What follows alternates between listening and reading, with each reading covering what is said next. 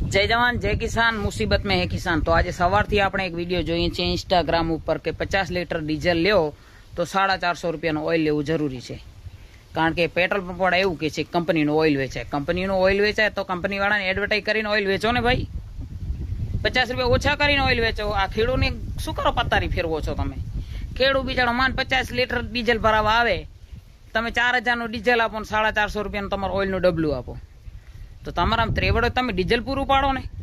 Oil company વાળાને વેચવું હશે તો એડવર્ટાઇઝ કરશે પોતે, ખેડૂને ડીઝલ તો અમે મળતું નથી। હું ખુદ પોતે 2 દિવસ પહેલા સવારમાં ગયો તો ભરાવા, મને 1700 રૂપિયાનું ડીઝલ મળ્યું। તે ઓળખાણ હતી એના લીધે 700 રૂપિયાનું મને સહેલું ડીઝલ મળ્યું। ના 1000 રૂપિયાથી ડીઝલ કોઈ સહેલું આપતું નથી। અત્યારે ખેડૂત હેરાન જ છે। ખેડૂત કાંઈ સરકાર આવ્યા પછી, સરકાર ગયા પછી ખેડૂત અત્યાર સુધી હેરાન જ છે। એનો મહત્વ છે ડીઝલ પૂરું નથી પાડતો। હવે ખેતી ખેડવાનો ટાઈમ આવી ગયો છે, ત્યાં ડીઝલ તો છે નહીં। ગમે પેટ્રોલ પંપે જઈએ ભાઈ 1000 રૂપિયાનું તમને ડબલામાં દેવામાં આવશે। તમારા ત્રેવડો તમે ડીઝલના 3 રૂપિયા હજી ભાવ વધારો કરીને પૂરો પાડો। એ તો ખેતીવાડી કરતા હોય ને એનામાં સંગઠન નથી ને કે સરકાર પોતે નીચે આવે।